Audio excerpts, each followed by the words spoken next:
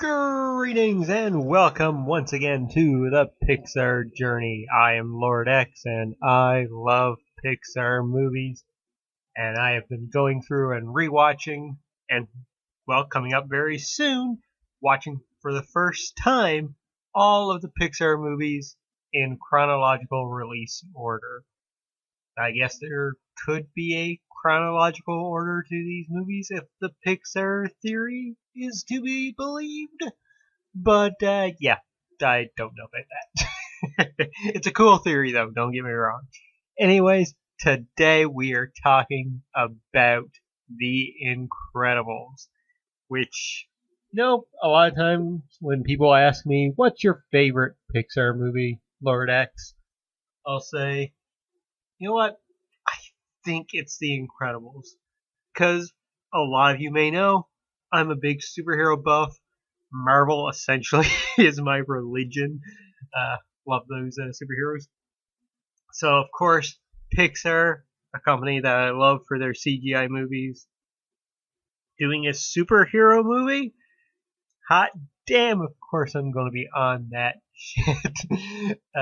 So yeah, The Incredibles. This is essentially the best Fantastic Four movie ever made. Like, really, it is. And it's a really cool concept. At the time when this came out, this was a really cool concept for a superhero film where you open up and you see these heroes in their modern day time at that time. The height of popularity of superheroes, being the best they can, saving the day, and then just one thing after the other occurs, lawsuit after lawsuit after lawsuit, and they're basically forced into retirement, into their secret identities. And yeah, it kind of sucks for them at that time. And we flash forward 15 years later, and we see that Mr. Incredible now has your run-of-the-mill type of office job, working for, I believe, an insurance company. Yeah, I just watched that. I should know that. And he's not really loving his life. Yeah, it's not good for old Mr. Incredible. And eventually, he still goes out on these little secret little side jobs with his buddy Frozone, played by the always amazing Samuel L. Jackson. They're listening to a police scanner, doing that sort of thing, and one thing leads to another, and they're tracked down, or at least Mr. Incredible is anyway, tracked down by this woman who secretly, sends him a message saying, hey, you know what, you could really come and help us out. This is, of course, after he's gotten fired, so he has no job now, and he needs to pay the bills. And he just really wants to live back those glory days of being a superhero from 15 years ago. So he accepts, and he goes to this tropical island and has to battle this robot. He defeats it, goes back home, and I am getting really into the plot here, which I don't like to do in these movies. I just like to do a general overview. If you want to see somebody do a review of a movie and go through the plot beat by beat, go listen to Kind of Funny, as I do suggest they're in review series in the description of every one of these videos, because this series is inspired by that. But anyways, things happen. He gets trapped on this island. Turns out the bad guy in the movie is this kid who idolized him when he was, idolized him 15 years ago and tried to be his sidekick. He pushed him away. The kid was a dumbass in that regards anyway.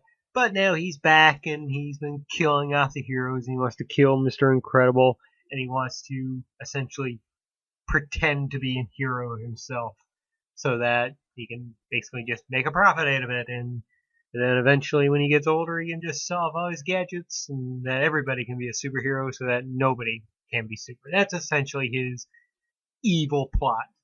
And Mr. Incredible's family ends up going to the island. His wife just going there to confront him because you think he's having an affair with her, on her. And the fact that he's been moonlighting as a superhero and pretending he still had his old job,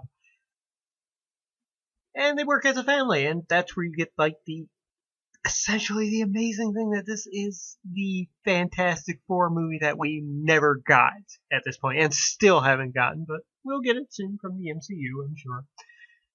It's so well done. This movie is so good on so many levels. Though rewatching it now, the CGI is it's weird because there's moments where it's really freaking good, and then there's other moments where it's like, ooh, that does look a bit rough, especially when they're in their home. It's a bit weird. It seems a little bit cookie cutter in places.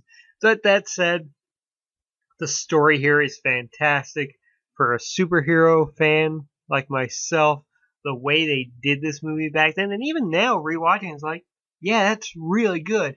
And yes, you can make the connections to The Watchmen, which came out many a year before this did. This was 2004. Watchmen, I believe, was 80s, early 90s. I could be completely wrong about that. But anyways, yeah, just like this was a really cool concept for a superhero movie, especially, for people like growing up watching Pixar movies like myself. And this is 2004. This is like 2 years before I graduated high school, mind you, but it was really freaking cool to see this being done. And I had no Watchmen at this point. I knew DC. I stuck to Marvel really, but it was a really cool concept for like people like myself who had never seen this kind of superhero film before. And yeah, just really incredible. You know what I mean? But that's enough of my ramblings. Let's get on to the rankings. So far in the rankings, we have at number 6, A Bug's Life. At number 5, Toy Story. Number 4, Toy Story 2. Number 3, Monsters Inc. Number 2, Onward. Yes, we jumped ahead when that got released early on Disney Plus because I wanted to watch it before I got spoiled. And at number 1, we have Finding Nemo. So now let's go beat by beat through these and decide where I'm going to rank this movie. And of course, I'm going to say this right away. The Incredibles is better than A Bug's Life. I'm sorry, A Bug's Life, but you're still, back in the litter here. So then we move on to, is The Incredibles better than Toy Story? Yes, it is. I'm flying through these because this is pretty easy for me at this level.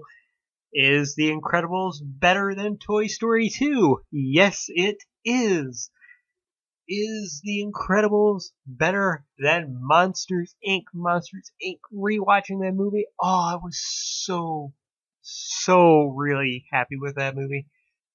But yes, The Incredibles is better than Monsters Inc. And this is where that superhero bias is coming in right now. But then we get to, is The Incredibles better than Onward? I love both of these types of settings, fantasy and superheroes. This is like my bread and my butter right here, okay? I love both of these things so much. And Onward really hit a tone with me where I was tearing up quite a bit through that movie, especially near the ending. It kind of wrecked me. And if you know me talking about games before, if something can hit me really emotionally, I fucking love those types of movies. With The Incredibles, though, don't really tear up in watching this one. It's just, it puts a smile on my face from start to finish. Just the way the story is told, the fact that it is superheroes, which, again, I love so very much. And, yeah, there's nothing in the movie that makes me go, it makes me even shed a tear. I'm rewatching it again here, I'm like, no, there's nothing really that hits me too emotional. When Mr. Incredible thinks that his family is, gone, it doesn't really hit that much because you see them survive to begin with and only see his reaction afterwards. So emotionally speaking, The Incredibles doesn't hit me that really hard now that I rewatch it. like I said, I adore this movie so much. It is so good. And I would still consider it one of my favorite Pixar movies. And even if I end up, ranking a lot more movies above it, going back and rewatching it. And I think that's where we're going to go right now because I don't think The Incredibles is a better movie than Onward. And I really don't think, after rewatching Finding Nemo again, I really don't think that The Incredibles is better than Finding Nemo, which is something I would tell you is ludicrous for me to say before going back and rewatching these movies. So yeah, that's where we're going to stick The Incredibles, ladies and gentlemen, at number 3. Crazy! I cannot believe I thought going into this Pixar journey, rewatching the films, I would be ranking The Incredibles in at number 1 easily when I got to it, but that's just not the case. Maybe I've just turned a corner when watching movies where something really needs to resonate with me before I freaking love it. Like, I need that deep, deep emotional connection to it. Which, honestly, looking at Onward and Finding Nemo, I kind of have those with those movies. Which is very weird saying that with Finding Nemo right now and having that ranked at number 1, which I'm honestly perfectly fine with it. Like, it's been my favorite so far, rewatching the movies. So here we go. This is the new rankings, folks. Coming in at number 1, we have Finding Nemo. At number 2, Onward. At number 3, The Incredibles. At number 4, Monsters, Inc. At number 5, Toy Story 2. At number 6, Toy Story. And at number 7, A Bug's Life.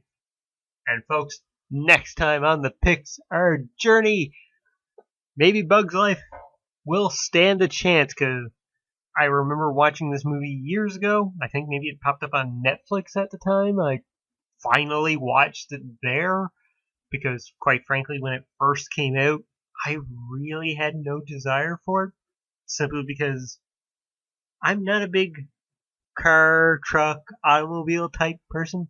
People ask me, like, what's your dream car to own, Lord X? I'm like, I don't know.